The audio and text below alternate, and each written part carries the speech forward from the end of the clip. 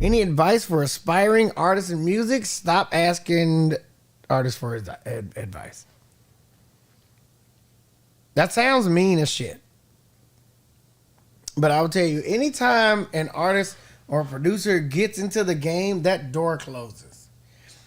And if I would have listened to Scott Storch, Snoop, fucking Bone Crusher, or the many artists that came before me, if I would have listened to them people, I would not be where I am today. I swear. Scott Storch told me to not use the 808s that I use still to this day. And that's the same 808s I used on Kanye's 808s and Heartbreaks, which made a monumental album, which made, like, the reason he said that he even did that album was because of the 808s I used when Scott Storch told me not to use them. Snoop Dogg told me that auto-tune shit was a gimmick and it was only gonna last for like one or two singles.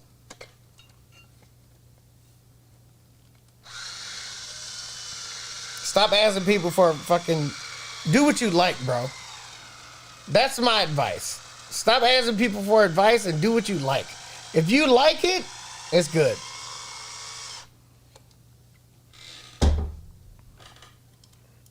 Now, who is it good to? That's for you to decide. You can't ask nobody for that. That's not something you can just ask a person. Do what you like. Now, that's one thing that I carry with me all the time. A Quentin Tarantino quote.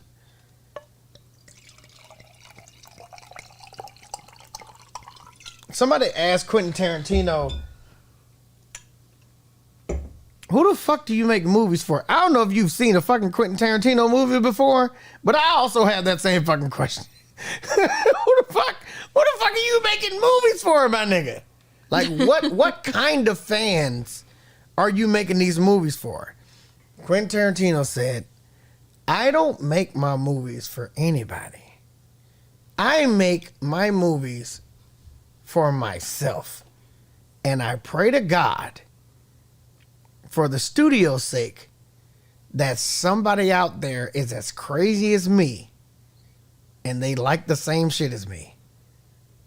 That's it. That's it. You don't have to fuck your favorite artists. Fuck them people that came before you. If you like it, there's somebody else. There's at least 12 other people. Out of 7 billion, people, there has to be somebody else that likes the shit that you like. If you like it a lot, out of 7 billion people, there has to be somebody else that likes it. You don't have to ask artists what they think. You don't have to ask, because we don't fucking know. We like what we like. We've done the same thing. We're not going off of any formula or anything like that. Well, some people do. And them the people that don't last long. The people that try to what's hot right now? Let me listen to the iTunes top 10 so I can just make a song like that right now, and then we should be good. Shit don't last.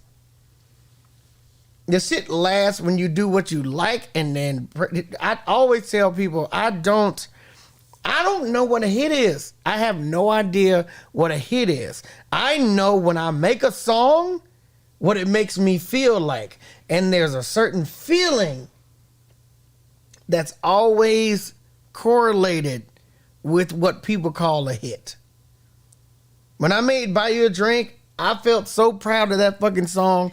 I went around to every studio I could find and showed it to the artists in there, like, look at the song I made. The last person I showed it to was Chris Brown. When I showed Buy You a Drink to Chris Brown, let me buy you a drink. That one. Sloppy Trigger, thank you for the gift. When I showed that shit to Chris Brown, his whole team called my team for a week and a half after that shit. Like, we need that record. We want that record. And I was like, yeah, no, for sure. Even when it was in the studio, Chris was like, bro, I know you wrote that record, but you got to give me that record. And I was like, absolutely, you can have that record. And then he turned around and I looked at my team like, as soon as he turned around, bro, I was like, I know we got something. If Chris Brown won't run one of my records, because before that, he didn't want shit. So when Chris Brown wanted one of my records, I was like, bro, we got something for sure. No question. Because it gave me that feeling, but it didn't give anybody else that feeling in my team, and I wasn't sure. But when Chris Brown wanted it, and when fucking everybody I showed that shit, everybody wanted that shit. They're like, bro, you gotta give me that. You gotta give me that. Oh, let me have it. Even DJs was like, bro, let me play that shit right now. I'm like, I don't think it's ready, bro. And I just waited, and everybody wanted it, and I knew that gut feeling. I was like, I think I got a dope record, bro.